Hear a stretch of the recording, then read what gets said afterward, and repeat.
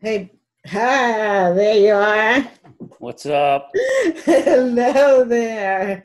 Good to see you. Hey. So it's really good to virtually see you. I know, right? No, Virtually. Good to see anybody virtually or at all. so true. I know. Oh, I like the color, the background color of your Thank walls you. there. Thank you. Thank you. Gorgeous. That is a sort of rich blue. That's Very rich. my dining room wall. That's Brad Carney, who is a Philly mural artist in Philadelphia. Really? You can see that there on my wall. Oh, that's very fitting. Good. Uh-huh.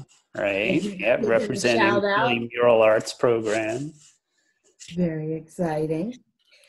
Can you hear me all right? I decided not to use my earphones. Yeah, I can hear you fine, actually. Okay, good. So I'll start for our audience. I'll just give a little background. Talking to Benjamin F. Barnett, and he's a digital media strategist who first founded the Media Bureau in Philadelphia in the late 90s.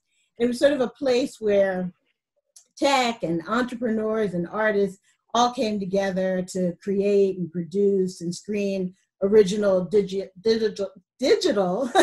media content. And I understand it was like really community driven. It was, a project that a lot of other projects were jumped off from. And one of those projects was the Philadelphia Independent Film Festival, which you founded, and it's now in its 13th year. And I know that the original goal of the festival was to establish an event to discuss film and its digital path. And I really feel like it does continue to do that, keeping the conversation going regarding the evolution of media, film, digital distribution, programming. But of course, I love it because it is also a traditional film festival, which, screens movies of all genres, global, independent filmmakers. We get to meet them each spring. I love that it's at the University of the Arts and that you also get to use, all these other screening venues some that I'd never even heard of, like that little one on South Street. Yeah. Rest in peace. It closed this year, unfortunately. Oh, no. Yep. That's a shame. That was such a cute one. It was a good spot. Really cute. So then you and I met probably like the third or fourth year of PIFF. And I've been happy to cover it annually for my site, Tinsel and Tine. But what I really appreciate is that you've been a supportive follower of me. So then we were thinking of ways to collaborate more during the year, off times from the festival. And so we just kind of thought we would do this Zoom thing that everyone's gravitating to during self-quarantining. But I have to say, this is my first Zoom interview, and I'm really hoping that it records and that it's easy to download and then upload, but we'll find out. But yeah, like everything else, of course, Philadelphia Independent Film Festival had to be postponed this year because of COVID-19. And, I hear that you're hoping to start it back up in the fall and that your official selections were announced. So the filmmakers know, right? Correct. Yes. Okay. But what all is happening in light of the coronavirus? Wow.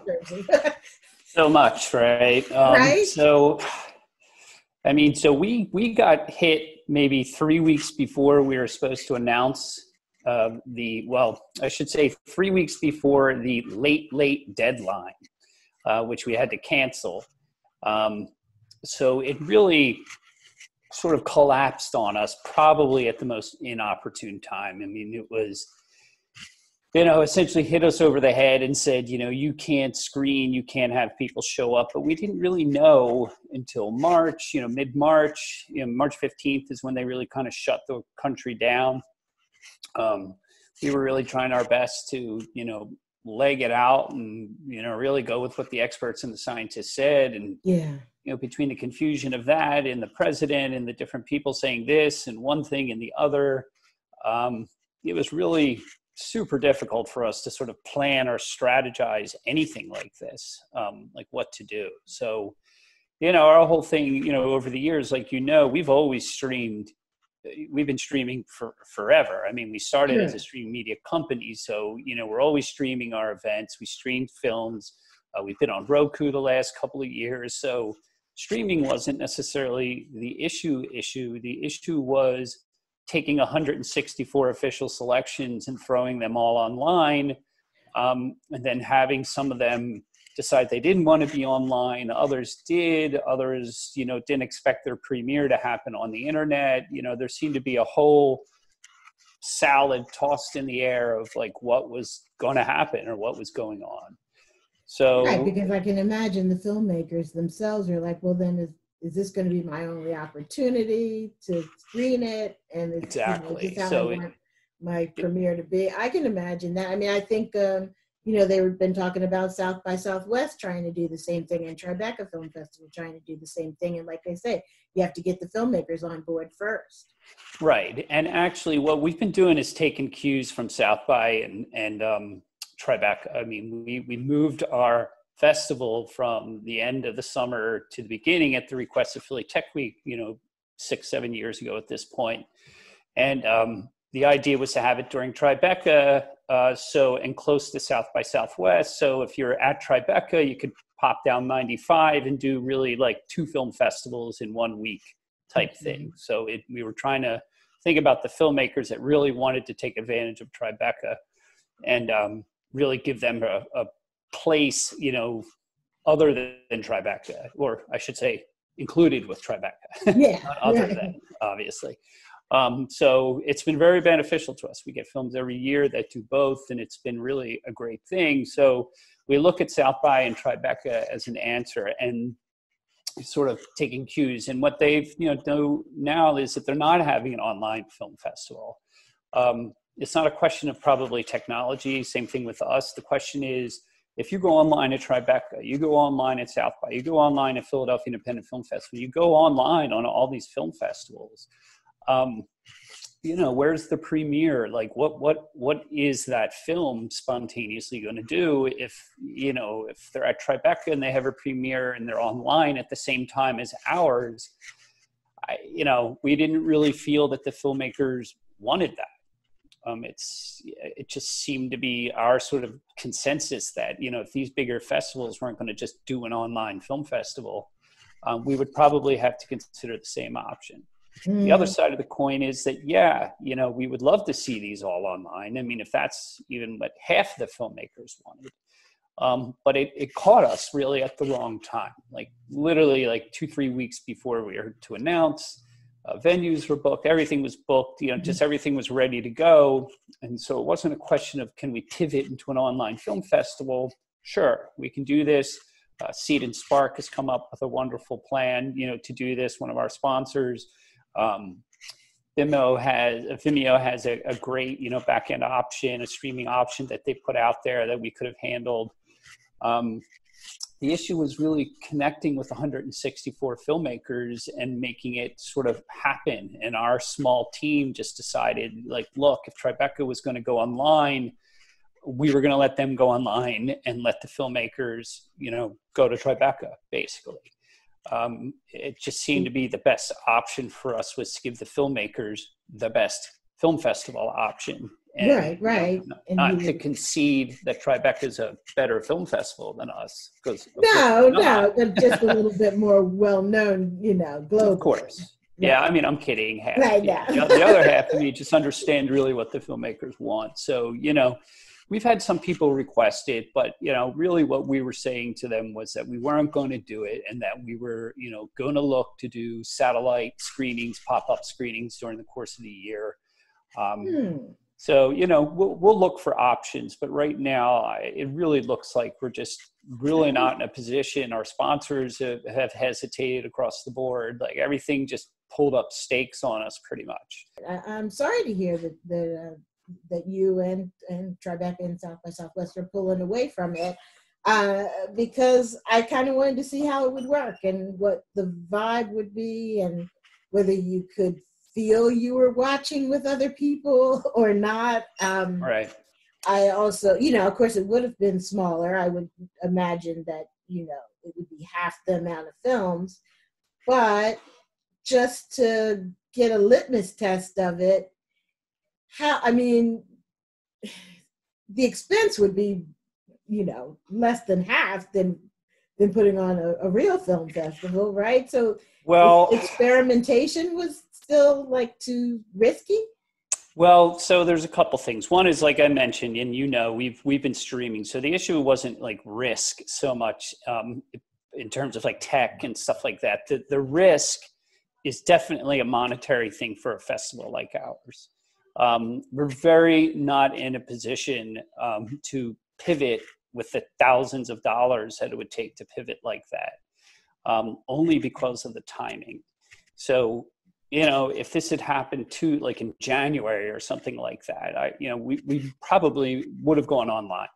We would have been in a position, we hadn't announced, people yet in terms of the filmmakers.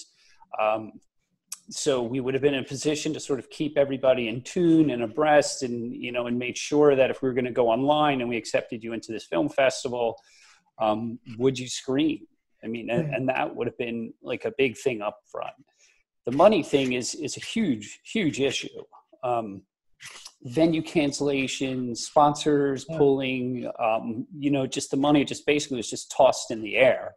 So, as you probably know, a festival like ours, goes month to month, from a budget standpoint. So, hard pivot like this is super difficult from a monetary standpoint. And then when you realize that ticket sales are kind of like a serious, revenue source, like you said, cutting that in half off the top, which is, we cut it from 30 to 50%. We figured we'd get 30 to 50% of revenues, what we were anticipating, which was also, a significant increase from last year, considering our pre-ticket sales that we already had. Right. We had already beaten our pre-ticket sales of our entire festival ticket sales from last year for this festival. So we were really on target to, 5 to 8 times, ticket sales that we had done from last year, which was a goal of ours after last year's fest. So we were really excited for this. Yeah. So we had to refund everything. And it just, so you're, when you do online sales, it's like it's $10 a ticket, but it's like, $11.12 or something, so people are losing that buck and, people are sending emails, like, can we get the feedback? And it became a real logistics problem for us. The other half of us is saying, just like you said, it's, what could we have done? Yeah. So, we'll do it next year. What will be my response? We had a pretty robust Roku, test last year that worked pretty good. 45 films online on Roku, which was very successful for us. It was a great festival online that happened in parallel, same time that we were doing our live fest. Oh, wow. You should have sent me information so I can check that out there. Well, we'll, believe me, like next year is going to be a whole different kit and caboodle. We're really, right now we're in discussion with Seed and Spark to be our host platform. They've been really awesome. We also jumped on to the National Endowment of Arts and Sundance Org's regional film festival group. So we're really like jumping in. We were asked to be part of that group, last week. So there's really a lot of movement. Yeah, it's really great. Talk a little bit more about that. How does that benefit? What do they offer? So what they're doing is, and this is NEA and Sundance Org has joined forces and brought groups like ourselves and many other groups, of course, but including groups like local Philly Cam. So it's not just film festivals, but more like broadcasting arts groups like ours. Okay. So they have really put together a regional task force, and it's across the United States, I should say, but they've put together a task force to figure out like what the best solution forward is. So we actually have a group to go discuss with. There isn't a group in Philadelphia that meets on any type of regular basis to discuss this that I know of. So, I really appreciate NEA and Sundance jumping in to sort of pick up this slack and bring people on board like ourselves, to help with solutions. So, we're in a group now with a lot of really, very incredible people that I'm very happy. Well, it's like an artistic think tank, huh? What's that? It's like an artistic think tank. It really is. And that was our big problem, is that when this happened, it was like radio silence out there in our world. And we're pretty good and innovative. We're able to pivot, year after year in what we do here. But, this was clearly, something where we were kind of reaching out a little bit and looking for some help, not just money, but like we needed some input. Yeah. So, this group is now providing that, and it's been tremendous. I mean, yesterday we had our first conference call, group conference call after about a week of chit-chatting via Google Groups and stuff like that.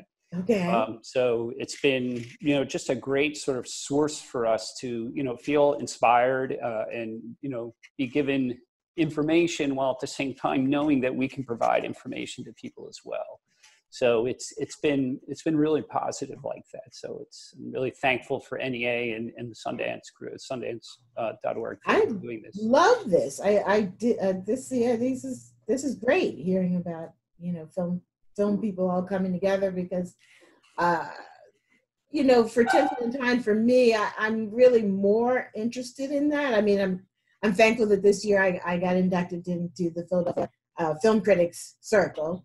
And that's been, fun, and it gives you a little more credentials, and got the screeners and stuff like that. But reviewing films is not really where my heart is. It's really more about the support of the industry, of filmmakers, of promotion. That's what I like to help spread and highlight. And, that's really how I like to see Tinsel and Tine getting more and more positioned. Of course, you have to start with reviewing films, and I love watching films, but I really do see myself heading in a different direction of just, disseminating information and making certain that, Tinsel and Tine can be a hub for these kind of things. So definitely keep me in the loop of anything that you're allowed to, get out there that's, I will, actually, and they're very, forward in, like, I'll send you an invite, actually. I'm pretty confident that that's no problem. I mean, the whole thing here is to bring like-minded people like yourself, or, what we're doing, into one space and saying, look, this is hopefully, a once-in-a-lifetime situation. So, what can we do to support each other? And it's, again, it could be raising money.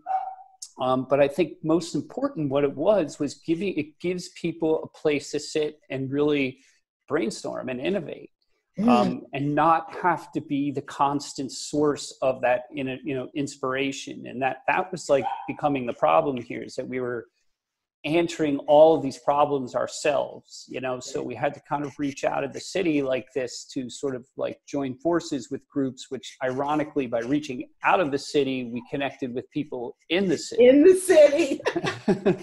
Which seems to be sometimes the way it goes, but but it's been very cool. And like I said, it was only the first meeting yesterday, so it's just kind of kicking up dust right now. But I will definitely keep you and everybody, our viewers, everybody posted for sure. It's that would very be happy they've made fabulous. There are other Philadelphia film festivals going on in the city in September and October, and I'm at this point reluctant to set up an entire film festival again in September, only to have, the CDC or the city of Philadelphia tell us that we can only have like one person every 3 or 4 seats or something like this. Yeah. So like, there's no model for us to succeed here, basically. And this is why we returned sponsors money and everything this year. I didn't feel like we could do the sponsors any justice by having this sort of skeletal live event go down, maybe in September. Right. So devastating the first time to have to cancel. And then, right. It's bad enough you're going to cancel once. I mean, canceling twice in 3 months is just, I think it's just bad business. So, I would rather release these filmmakers to be able to sort of bring, if they want to do live events on different platforms, awesome. If they want a world premiere, all of our films are premieres, at least Philly or PA premieres. Yeah. So, if they want to premiere at the next, local, Philly film festivals, that's cool by us. We signed a pledge actually with Seed and Spark to enable that if we did go online with them. Oh, okay. To say that it wouldn't be quote unquote a premiere. So we really had to kind of loosen up the grip on what we were doing. A lot of cancellations in terms of, we had a big announcement on Jimmy Fallon, March 19th, that was going down for our film, one of our films. Like we just had a lot planned that essentially was just popping the balloon. So it was really hard. I mean, we spent 10 months to get to that moment, 11 months to have it spontaneously different. So, we're at the point now where we really feel what we're going to offer these filmmakers is marketing. So what we have now is we're offering filmmakers, a lot of them are doing their own premieres online. A lot of them are going to go online at other film festivals. And what we've offered is our expertise in marketing these films online via digital media strategy to really promote them regardless of what film festival they're premiering at. So our thing's always been community and loyalty, in terms of our filmmakers. If you're an alumni of our filmmaker, you're able to submit for free for the rest of your life. So these I didn't realize that. Yeah, so that filmmakers have that option. But I think most important, what they have is, a group like ours, a rabid, diligent group with a large, strong email, social media presence out there. Let us know if you're premiering somewhere else. We're in a position to really help promote that film. Okay, what does it look like for sponsors now? Like if digital is next, how things are going to be done in the future. And, God forbid we never be able to have a film festival again in real life. But, if we have to do that to at least have that option, what do sponsors want? How can it be beneficial to them? I mean, it is just going to be new models. Well, it's a great question. So right now we're in discussion with a couple of groups, and I mentioned Seed and Spark being one of them. There's capability to create more of we're working with a local virtual reality group to create an extension to the films, for example. And Explore VR Studio, which is a great group. They're in the Rec Philly offices down in the Fashion District. Oh, yeah. We were going to create a situation where you would be able to don goggles at the festival or at home, but you would be able to see added pieces to the films. So we weren't going to just do trailers and things like this. These films were adding different depths to the film. And that was our big reveal. So I've just revealed it to you, by the way. So, they were in a position to create a space for us where if you were watching this movie, you could then go into our virtual space and see descriptions of the people, scenes, like added content to the film. So it wasn't deleted scenes or interviews or things like this. It was actually three-dimensional versions of the actual movie you saw. So you sort of bring yourself in, maybe get in depth more to one of the characters, for example, or learn a little bit more about one of the characters, or maybe get a little more in depth on why they did this or they thought that. So again, the idea was to bring more to the film instead of just, interviews and things that you can just get on a website or something like that. And that was the exclusive piece. Technological and VR kind of stuff. Yeah, and the key with the VR piece was that we were looking to add more to the film. So it's always been Media Bureau, the producer of the festival has always been a streaming company in the city, as you know, for a long 20 plus years. And the idea of streaming to us wasn't the tech to stream. The question was, how could you innovate that content in itself? Right, so, to advance storytelling, right. Exactly. And that's what we were about to bring to the city of Philadelphia. To me, we've always tried to innovate this film fest. I mean, this is like we've done way more than just screen on, a screen. So we've always tried to bring the audience and the community into the actual festival. And then now it's to actually bring them into the film. Well, Ben, this has been very enlightening. I'm so glad we got to chat, and it's good seeing you anyway. Thanks for having me. Always good to talk to you, Lynn. I appreciate what you do. You know that. I appreciate it. Yeah, I to have people that actually pay attention feels good. It's like other people are paying attention, but it's you need that interaction. And definitely keep me in the loop, and you know, even, you know, let me know more about like all these Philly filmmakers, because I'm sure I will. Can I give a shout out to Martino Lea, my producer, partner in crime, great person. Look him up, doing great things. And just anybody who supports us, I just want to thank you. Thank the city of Philadelphia, Film Office, you know, just different groups out there that are really trying to keep Philadelphia film cranking like yourself. I appreciate it. Thanks for having me, Leah.